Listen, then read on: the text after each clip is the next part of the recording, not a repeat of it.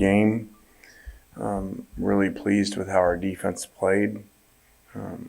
Really did a good job stopping the run for a team last week. They had to run the ball extremely effective against a really good Florida team. So that was a big challenge for us.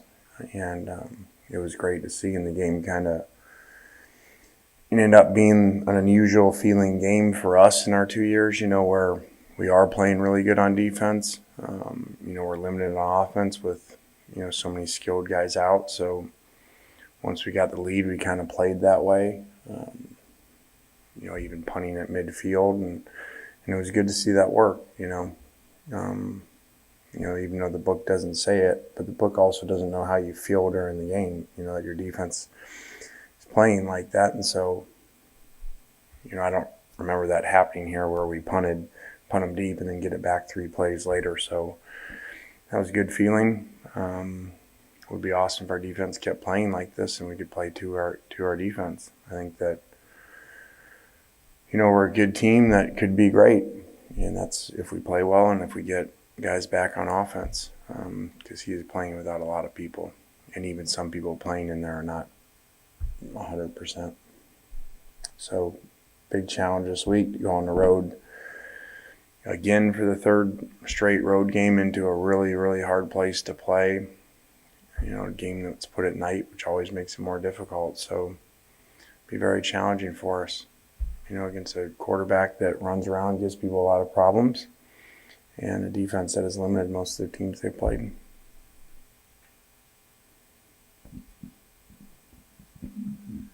Lane, you guys had an incredible number of highly coveted recruits in here on Saturday. Picture perfect weather day. Just curious in broad terms what you thought about that day, the atmosphere that was inside the stadium for those kids to see, and so on. Yeah, I don't notice, very much in the game with that, good or bad. So it was good to meet with some of them afterwards and hear their reaction. You could just, see it on their face and how they talked about, wow, what an awesome game. The crowd was awesome. Really could see myself playing here. So that was really good. And like I said, that's how it's supposed to be. So we need to keep doing that and having atmospheres like that, just like we need to keep, making sacks and making touchdowns. So it all goes hand in hand. We have a very high expectation here. Like someone said this morning, you guys are bowl eligible. I didn't even realize that. It's not the way we think. And, honestly, trying to change the way a lot of people think. So see if we can get there.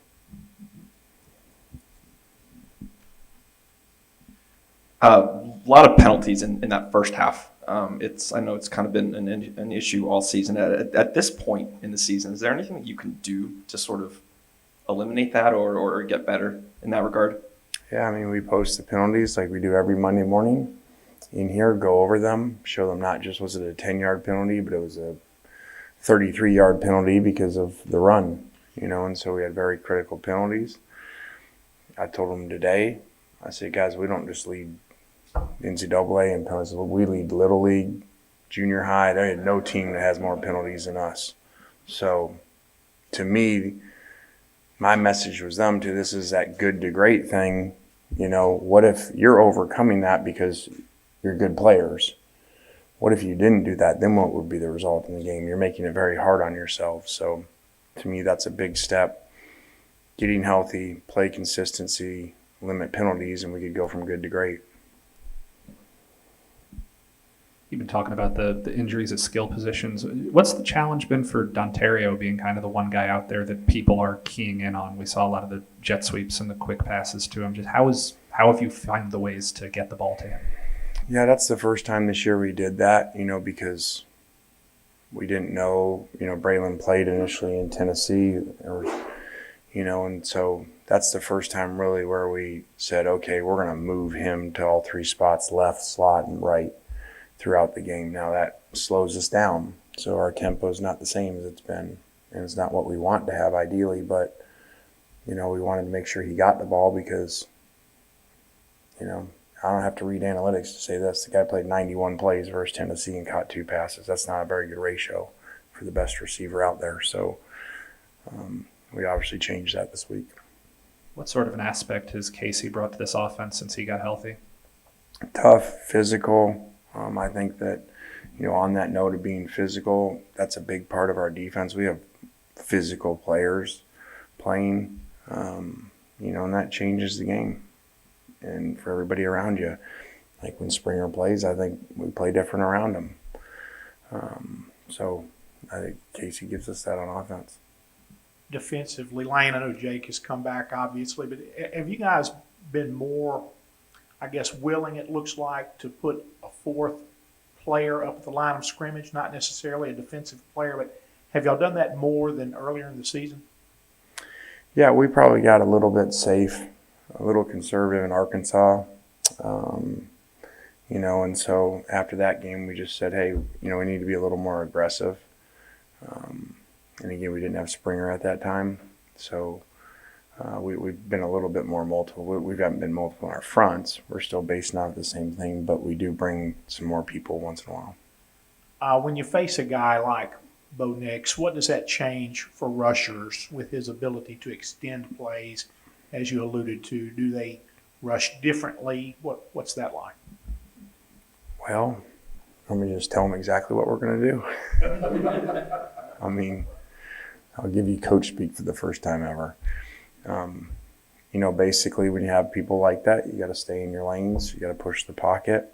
You got to keep your eyes on them and not try to speed rush. So there's your Coach's Weekly.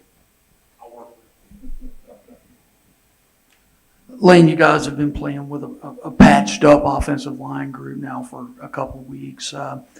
What did you think of their performance on Saturday versus LSU?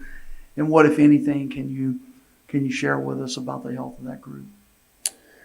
Yeah, it was banged up. I mean, we had a lot of different scenarios going in there.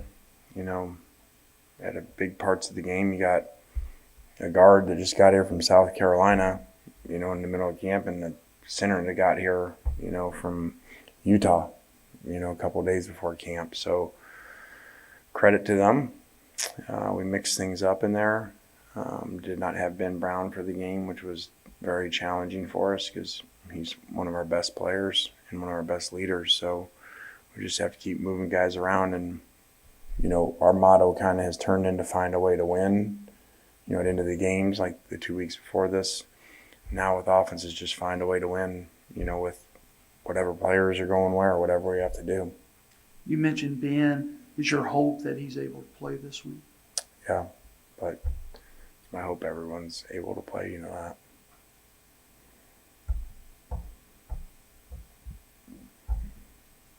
You talked a lot in the fall about Sam's development. It seems like he's kind of found the way to click. Is this what you expected from what you saw from him in the fall, or is he kind of still surprising you? This is what we expected when we got here. We'd seen flashes of this. It was very inconsistent. A big reason why he stayed, for this year was to put a consistent film. And that game, he did. If he would play like that every game, he would make a lot of money because he played with a relentless effort, made some great effort plays. And so hopefully he continues to do that. This is not football, but I'm wondering if you have a favorite in the World Series and any thoughts on the matchup. I'm not just saying this so I can sound like a cool coach that's so dedicated to his football program. I do not know who's playing the World Series. But I think a lot of coaches say that so they can be like, I don't leave my office. But who is playing, actually? I do not know. Well, I thought you might have had, with your time out west, a Dodgers affinity, and of course it's the Braves and Astros is who's in it. The Dodgers had a chance. You just confused me. It's a World Series. Oh, it's not the finals yet. It is the World Series. So that'd be two teams. The Dodgers were eliminated by the Braves. Oh, thank you. You gave me three. I was very confused. Okay. I didn't even know who was in the semis or whatever they That call it. just shows you thinking ALCS. football. Yes. So we got so many problems on offense trying to figure out who plays somewhere, and, we would do this anyway, but, you kind of heard my frustration after the game. I just get frustrated for Matt. He's got all these pieces moving, and all of a sudden you think you got guys and they get injured, and I know what he could do with those main guys. So, and he don't want to talk about the Heisman. I just know this. You put on the tape and see what he deals with. Now he has to move around and has to make plays. For some other people, just stand back there for 10 seconds and everybody gets wide open. You know, his job's a lot harder. I know punting is not necessarily anything you're fond of, but you've got a pretty good one that really played extremely well on Saturday. Just your thoughts on having Mac Brown when you need him. Yeah, so in our morning meetings, we do players of the week for offense, defense, special teams. And that is probably the first time when I said I'm not even excited to say this one bit, but he was a special teams player of the week. So we give him a hat or something. So they were kind of laughing because I'm like, special teams player of the week, Mac Brown, so that's not what we want, him to be the special teams player of the week. But he did do a really good job, and we did not cover the one very well. That one should have been pinned down there too. So, and he's a wonderful kid. What he does off the field's awesome. Since you brought up the Heisman, I'll ask, do you have any opinion or, thought as to why so many, especially in the national media, don't seem to want to include Matt's name in the Heisman conversation at this point? Well, I think I can understand that. I mean, I'm not being critical, but it's hard for anybody to watch all the games. They play at the same time, all that and stuff. So I think a lot of those people read stats, and so they don't know who's injured, who he's not playing with, what he has to do, how he has to make plays. So that's just part of it. And, the thing that usually has to happen is you got to keep winning too, which sometimes out of his control, if you're not playing good defense or something. So there's a lot of variables that go into that. Does not make it necessarily every year the best player in college football. Coach, we've asked you this before, and I know the Heisman's kind of out of control, but pro prospects for him is something he's got to be getting stronger each game out. You've got that background. How does he compare to the field and maybe some quarterbacks you've seen in the past? Yeah, I don't know enough. Just like people vote on things that really don't know enough. I don't know enough to speak on what's out there because I don't get to watch it enough. I just know this guy plays really well, very competitive. Arm strength, there are no questions. And you see him even under center last week at times, doing pro-style stuff. So I would think he's going to be a very high pick.